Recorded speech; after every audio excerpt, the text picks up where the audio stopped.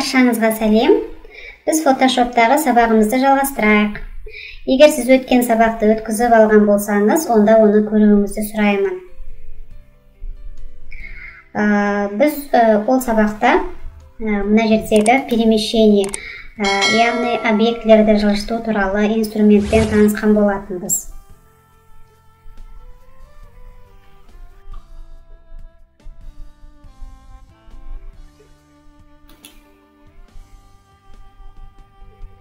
Осы сабақта біз инструмент осы выделение түрімен танысатын боламыз. Қазақша белгілеу деп айтады ма, өздеріңіз енді түсіне жатарсыздар. Ал мынау келесі екі инструмент тоже выделениеге жатады, негізі олармен тоже белгілей аламыз. Кез келген картинкаларды, объектілерді немесе сондай бөлшектерді. Бірақ оларды әрқайсысын әр сабақта үйренетін боламыз. Ал бүгінше осы тіктөртбұрыш түрімен үйренеміз инструменттің. Оның горячий, яғни ыстық клавишасы М болып тұр. Мына жерде көріп тұрған болсаңыздар міне.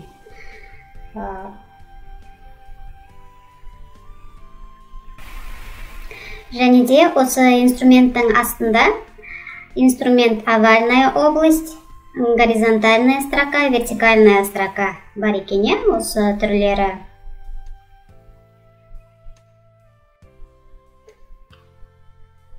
Сонымен фотошоптағы выделение дегеніміз не? Выделениені белгілеп аламыз инструмент. Саламыз. Сосын мына жерден мысал үшін мен алайын кисточканы, кисточканы алып, қазір мен мына жерден түсін белгілеп алып, сурет салып бастайын. Мысал үшін қызыл түсті белгілеп алайық. Сосын осылай мышканың сол жағын жібермей тұрып, курсорды жоғары және төмен мына сызықтан асырып белгілеймін. Бірақ та көріп тұрғандарыңыздай, ол жаңағы мына выделять еткен жерлер, яғни белгілеген жерлерден асырмай тұр. Тек қана осы выделять еткен жердің іші ғана боялады екен. Осылардың ішін ғана бояп тұр.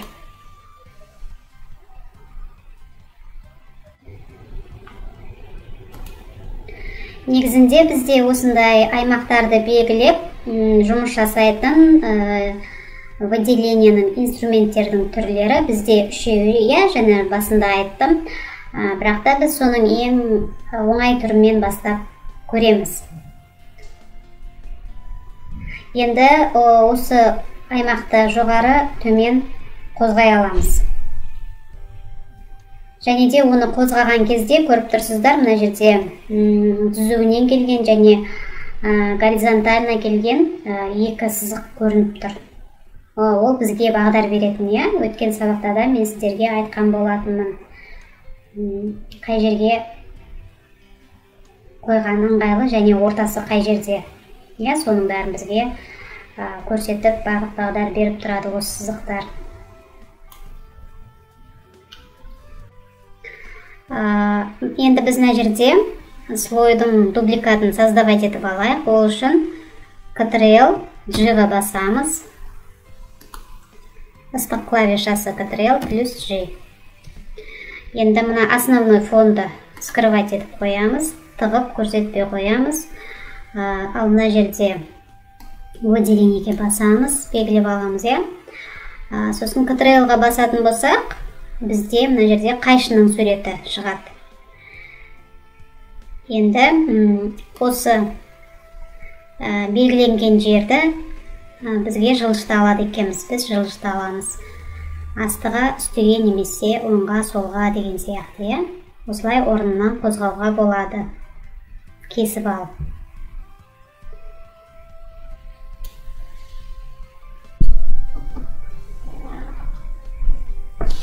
Отменаға басамыз.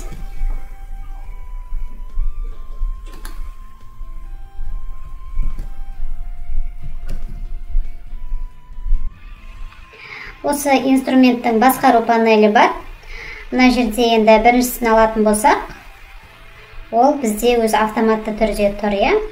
Енді онымен біз қайта-қайта осындай аймақты белгілеп ала аламыз.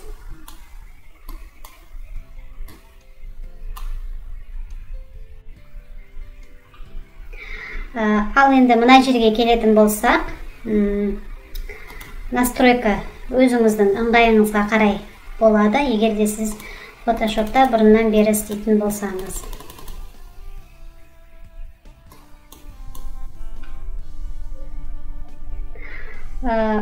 Ал келесі пунктқа келетін болсақ, ол бізде қосылу, добавление болып саналады осыған. Осы біздің алдыңға салып қойған аймаққа тағы да осындай кез келген аймақты қосу. Яғни екеуі қосылып бірігіп кетеді. Қарап отырсаңыздар, міне қосатын болсақ, осылай қосылып бірігіп кетеді. Осындай қосылу аймағы. Міне байқап тұрған болсаңыздар, осы курсордың төменгі жағында міне қосу таңбасы тұр. Сондықтан ол кез келген аймақтарды осылай үстіне қосып береді. 2. Мына жерде өзі түріне қарасақ та белгілі, екеуі полный, мына жерде біреуі полный өзі.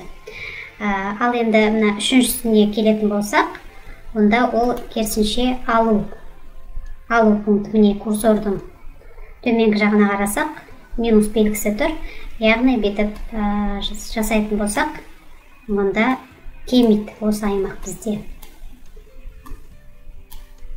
Осылай кемітеміз. Алу пункті болып табылады бұл.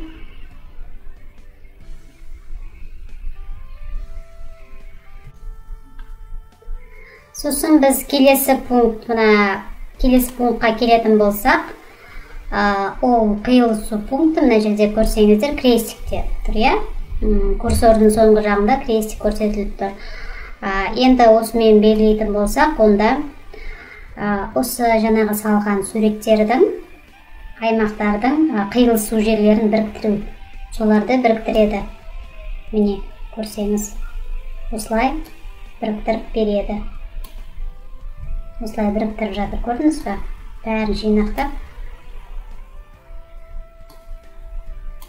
Міне осылай біріктіру.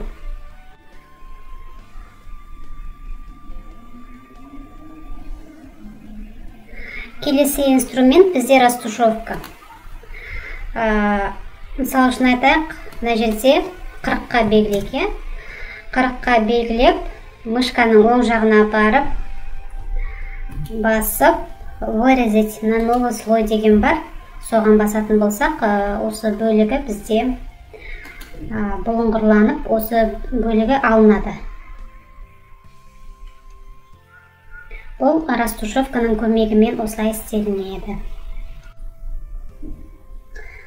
Отменаға басамыз.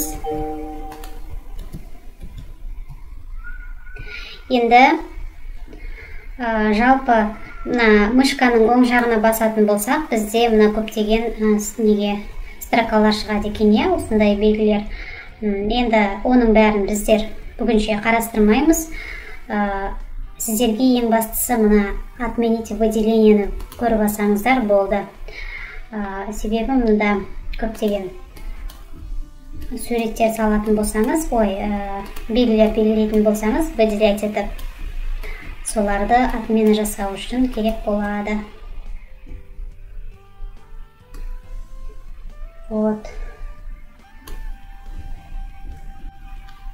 Сосын бізде келесі опциямыз ол стиль.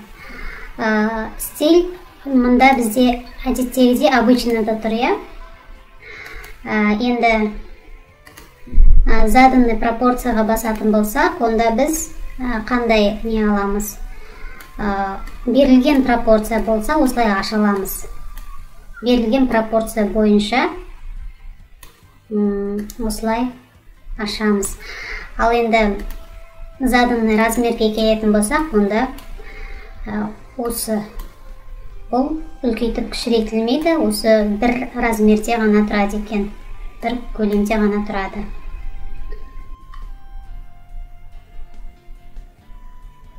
Және де соңғы пункт бізде ол выделение и маска. Бірақ біз оны басқа сабақта жеке қарастыратын боламыз. Әзірге ол бөлімді қарастырмаймыз.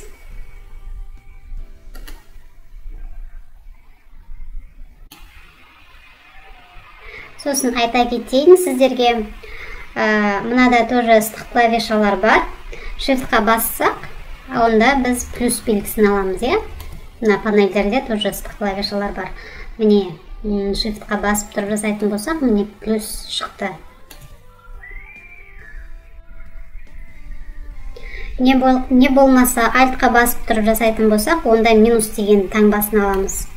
Онда керісінше келмейді жаңағы біздің алған жерлеріміз. Ал егерде біз бір уақытта Shift, Alt басатын болсақ, онда жаңағы қиылысқан жерлерді ғана алатын боламыз. Көрдіңіз бе осылай? Міне, осы ыстық клавишалары осы болып табылады. Осымен бүгінгі сабағымызды аяқтаймыз. Бәрі түсінікті болды деп ойлаймын. Егер де түсінбеген жерлеріңіз болса, сұрауларыңызға болады. Келесі сабақта кездескенше.